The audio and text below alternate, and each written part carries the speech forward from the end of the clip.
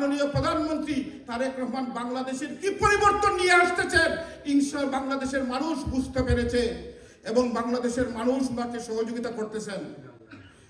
তারেক রহমান ও আমি বিশ্বাস করি আমাদের নেতৃবৃন্দ, জাতীয়তাবাদী দলের নেতৃবৃন্দ, যুক্তরাজ্যের বিএনপির নেতৃবৃন্দকে প্রত্যেকটি আন্দোলন সংগ্রামের কথা ওনার মনে হৃদয়ে আছে, উনি ভুলেন নাই আমাদেরকে।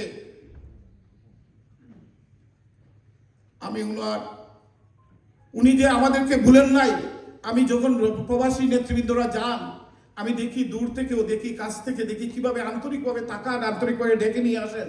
অনেকে আছেন এখানে যাওয়ার পরে সুযোগ পাইলেই, অনেক নিয়ম কানুনের ভিতরে থাকেন তো, তারপরে সুযোগ পাইলেই বিএনপির নেতৃবৃন্দ, যুক্তরাজ্যের প্রবাসীদের সবাইকে মন থেকে ভালোবেসে ডেকে নিয়ে যান। আমরা দোয়া করি আল্লাহ রাব্বুল আলামিনের কাছে উনার লিডারশিপে যেভাবে সারা বাংলাদেশের মানুষ ঐক্যবদ্ধ এবং কিভাবে পছন্দ করতেছেন, আল্লাহ যাতে ওনাকে আরো সহযোগিতা করেন আমরা দোয়া করি। এ পর্যন্ত বাংলাদেশের এই পাসপোর্টে এত জনপ্রিয় প্রধানমন্ত্রী বাংলাদেশের ইতিহাসে হয় নাই। ইতিমধ্যে দেখেছেন যুক্তরাজ্যের আদলে NHS বাংলাদেশের করার পরিকল্পনা উনি হাতে নিয়েছেন, এটা দেখেছেন।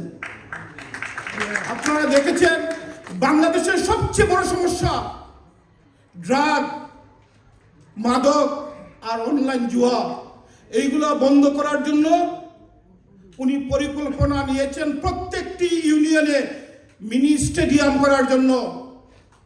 কাজ শুরু হয়েছে, আমাদের প্রত্যেকের ইউনিয়ন থেকে একটি খেলার জায়গা বের করা হচ্ছে। এখানে স্পোর্টস মিনিস্টার এপিএস এখানে আসেন, এই চান্স দিয়েছেন প্রত্যেকটি ইউনিয়নে।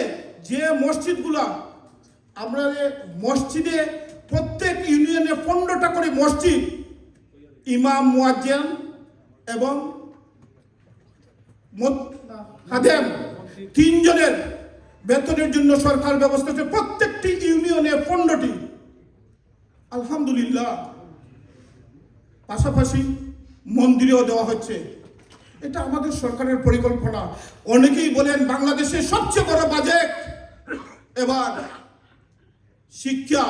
শিক্ষা জাতির মেরুদণ্ড, স্বাস্থ্য সেবা সুখের মূল, শিক্ষা এবং স্বাস্থ্যতে সবচেয়ে বেশি এবার এই বাজেটে বরাদ্দ। কিন্তু অনেক শ্রেণীর মানুষ বলেছেন এই বাজেট কিভাবে হবে, কিভাবে সম্ভব। আমার নেতা বিশ্বাস করেন, নেতা জানে, নেতার পরিকল্পনা ইনশাল্লাহ।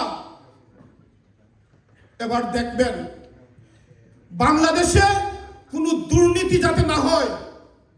বাংলাদেশে এই ফ্যাসিস্টরা যে দুর্নীতি করে, যে টাকা পাচার করেছে, বাংলাদেশের 3 বার এই বাজেট ঘোষণা করা যায় তো এই টাকা চুরির টাকা দিয়ে। বন্ধুরা আমাদের এই সরকার গণতান্ত্রিক সরকার, জনগণের ভোটে নির্বাচিত সরকার, জনগণের ভোটে নির্বাচিত প্রধানমন্ত্রী তারেক রহমান বাংলাদেশ নিয়ে একটি পরিকল্পনা করেছেন।